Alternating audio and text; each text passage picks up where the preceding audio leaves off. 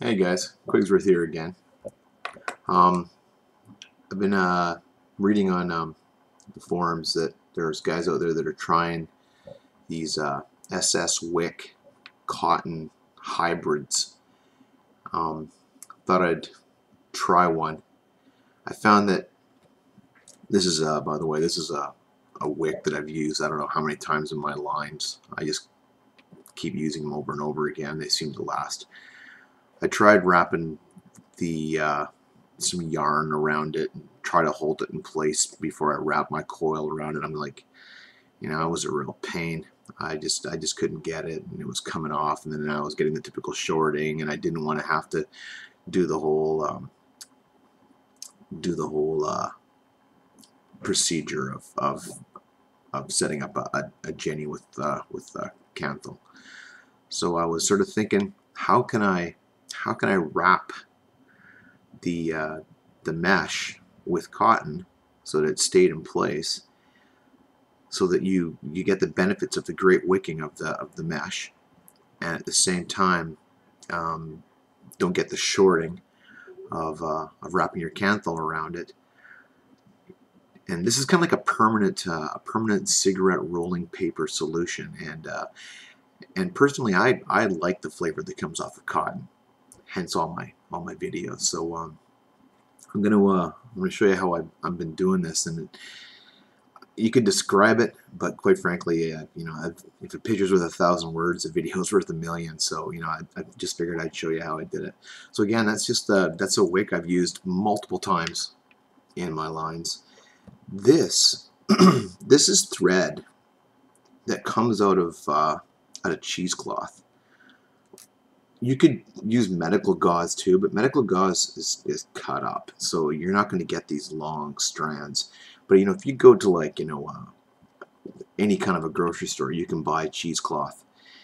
It's like $3 for a square yard of this stuff. It's so cheap, it may as well be free. And what I basically do is I cut 16-inch squares out of it, and take a little bit of time and unweave it. So you get all these pieces of 16-inch or 18-inch or whatever you feel is appropriate to wrap around whatever wick you're using. But anyways, okay, here I go. I'll show you how I've been doing it, and we'll go from there. This is three pieces of my 16-inch thread. There is no real reason why I use three. It speeds up the wrapping process.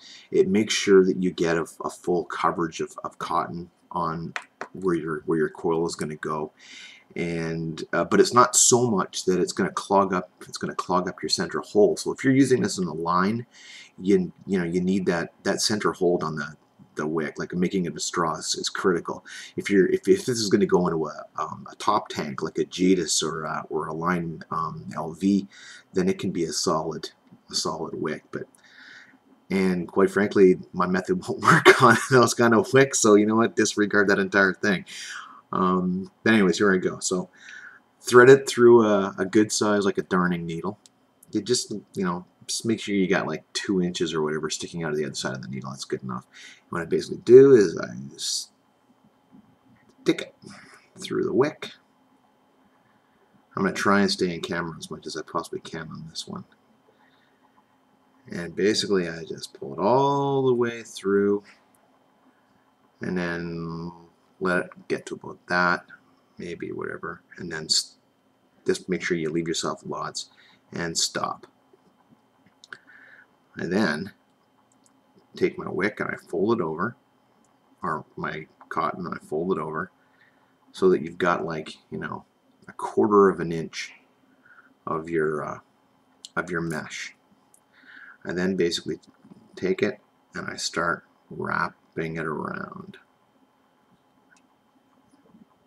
and just give yourself a good nice coverage. You don't want to have any of your wick or your mesh showing, for any possible way that your Kanthal could get into one of those little slots and possibly short. Like I said, I've used this wick 1,000,000 times already, so it's tempered, it's cured, it's done its thing. But I imagine you could probably take a fresh piece of stainless and just completely disregard the whole Genesis prep process, because your Kanthal is not even going to be touching the, the stainless steel.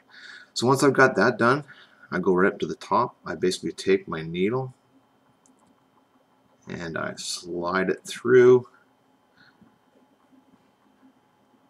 and there you go. It's just doesn't get any simpler than that. I don't know what else to say. Trim off your ends, stick it in your line or whatever device you're putting it in. In my particular case, I tend to wrap my coils before I stick it in. Just makes it a little bit easier. But yeah, you're good to go. And this stuff, I find that the thread that comes out of the gauze, it wicks so fast. You can chain on it. You really can. You can chain on it. So the combination of the mesh, sucking the liquid up out of the device, and then supplying the cotton, you're good to go. Been vaping on where is it? Oh yeah, been vaping on this for a couple days now using this method, and frankly, and I'm running a 1.6 coil, 1.6 ohm coil in this, so it's a hot coil, and I've had no issues whatsoever. In fact, here, let me just take this apart and show you what it looks like. Like I said, this is a couple days worth. I'm not sure how this is going to show up on camera.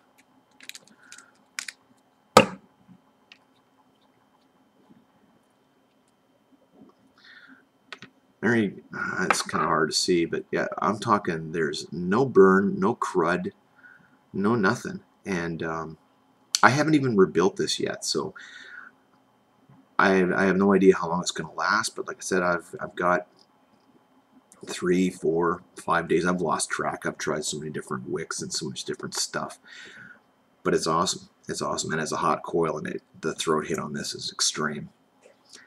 So there's another idea from Quigsworth. I hate using my my handle in the third person, but it is what it is. Signing out, guys. Thanks.